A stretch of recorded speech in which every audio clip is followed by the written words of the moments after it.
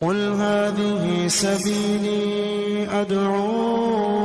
إلى الله على بصيرة أنا ومن اتبعني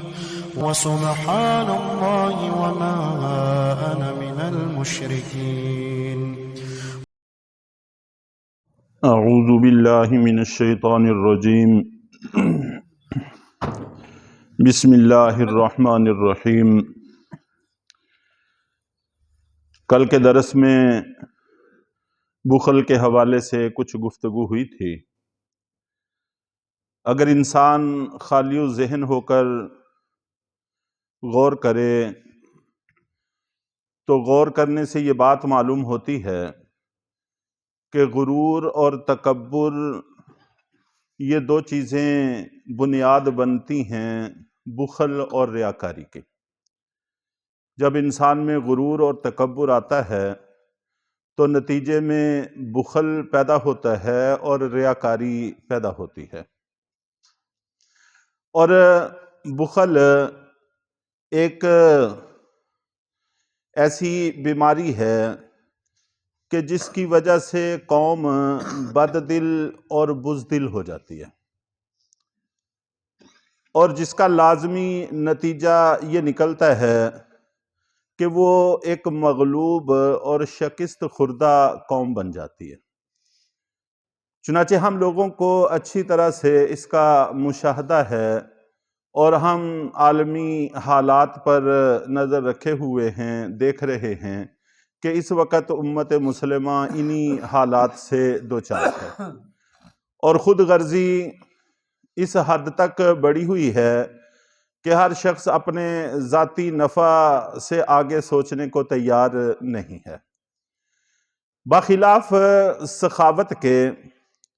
کہ اس کا لازمی اثر یہ ہوتا ہے کہ اضافی مال امت مسلمہ کے کمزور طبقے تک پہنچتا ہے، جس کی وجہ سے ان کو اپنے قدموں پر پاؤں پر کھڑے ہونے کا موقع میسر آتا ہے۔ اور جس وقت وہ اپنے قدموں پر کھڑے ہوتے ہیں تو یوں امت مسلمہ من حیث القوم ایک مضبوط معاشرہ قائم کرتی ہے۔ چنانچہ صحابہ کرام کی زندگیاں اور بعد میں صدیوں تک امت مسلمہ کے احوال ہمارے سامنے ہیں کہ اس وقت سخاوت اپنے عروج پر تھی تو امت مسلمہ بھی بے حد مضبوط تھی، توانا تھی، اور پوری انسانیت ان کے عروج کو جانتی تھی، اور اب بھی تاریخ کی کتابوں میں پڑھا جا سکتا ہے۔ اور اللہ کے نبی صلی اللہ علیہ وسلم نے بھی یہ بات ارشاد فرمائی ہے، اَيُّ دَاءٍ أَدْوَأُ مِنَ الْبُخْلِ، کہ بخل سے بڑی بھی کوئی بیماری ہو سکتی ہے۔ تو گویا کہ اللہ کے نبی صلی اللہ علیہ وسلم فرمانا چاہتے ہیں کہ بخل سب سے بڑی بیماری ہے جو انسان کے اندر پیدا ہو جاتی ہے، اور دنیا میں بھی اس کا نقصان ہوتا ہے کہ امت مسلمہ شکست خوردہ ہو جاتی ہے، اور آخرت میں بھی اس کا نقصان ہوتا ہے۔ کئی ساری احادیث کا کل تذکرہ ہوا، چنانچہ اللہ کے نبی صلی اللہ علیہ وسلم نے ارشاد فرمایا کہ دھوکہ دینے والے اور احسان جتلانے والے اور بخیل لوگ جنت میں داخل نہیں ہوں گے۔ تو دنیا میں بھی نقصان اٹھاتے ہیں، آخرت میں بھی نقصان اٹھاتے ہیں، اور اس سے مال بھی نہیں بڑھتا، مال اسی پاکیزہ معاشرے سے بڑھتا ہے۔ چنانچہ حضرت انس رضی اللہ تعالی عنہ اور بے شمار صحابہ کرام کے حالات ایسے ہی تھے۔ حضرت انس رضی اللہ تعالی عنہ بیان کرتے ہیں کہ اللہ نے مجھے اتنا دیا تھا کہ لکڑیاں کاٹنے والے کلہاڑے سے میں سونے کی اینٹیں کاٹا کرتا تھا۔ تو پاکیزہ معاشرے سے سبھی کو فائدہ پہنچتا ہے۔ اور ایک تو تفصیل سے یہ بات ہو چکی کہ تکبر اور غرور کرنے والوں کو اللہ پسند نہیں کرتے، اور تکبر اور غرور کی ایک بڑی علامت یہ ہے کہ انسان میں بخل آ جاتا ہے۔ اور دوسری علامت اللہ رب العزت نے یہاں پر ذکر فرمائی ہے، وَالَّذِينَ يُنْفِقُونَ أَمْوَالَهُمْ رِئَاءَ النَّاسِ،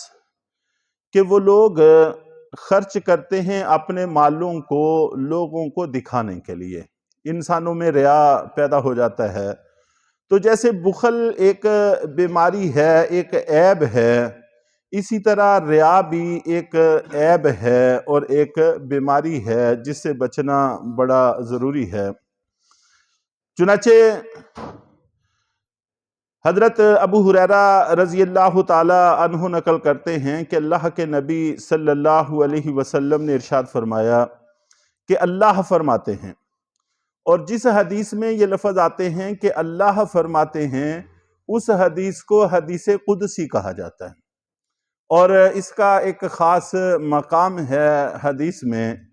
اور حدیث قدسی وہ حدیث ہوتی ہے کہ جس کے الفاظ بھی اللہ کے ہوتے ہیں، معنی بھی اللہ کے ہوتے ہیں، جیسے قرآن پاک کے کہ قرآن پاک کے الفاظ بھی اللہ کے ہیں اور معنی بھی اللہ کے ہیں۔ اور عام احادیث اس میں معنی تو اللہ کی طرف سے اللہ کے نبی صلی اللہ علیہ وسلم کے دل میں ڈالا جاتا ہے، لیکن الفاظ اللہ کی طرف سے نہیں آتے، نبی اپنے الفاظ میں اس مضمون کو بیان فرماتے ہیں۔ اور بعض احادیث ایسی ہیں کہ اللہ تعالیٰ کی طرف سے معنی بھی ارشاد ہوتے ہیں اور الفاظ بھی بتائے جاتے ہیں، اس حدیث کو حدیث قدسی کہا جاتا ہے۔ تو گویا کہ یہ حدیث قدسی ہے کہ حضرت ابو ہریرہ رضی اللہ تعالی عنہ نقل کرتے ہیں کہ اللہ کے رسول صلی اللہ علیہ وسلم نے ارشاد فرمایا کہ اللہ فرماتے ہیں کہ میں شرک سے بے نیاز ہوں، میرا شرک سے کوئی تعلق نہیں ہے، شرک کے ساتھ میرا کوئی لینا دینا نہیں ہے۔ چنانچہ جو شخص کوئی نیک عمل کرتا ہے اور اس میں میرے ساتھ کسی دوسرے کو شریک ٹھہرا لیتا ہے، تو میں اس عمل کو اپنے شریک کے لیے چھوڑ دیتا ہوں۔ ہم دنیا میں ایک دوسرے کے ساتھ شرکت کرتے ہیں، ہر بندہ اپنا حق وصول کرتا ہے، تو اللہ صرف اور صرف اس عمل کو قبول کرتے ہیں جو خالص ہوتا ہے،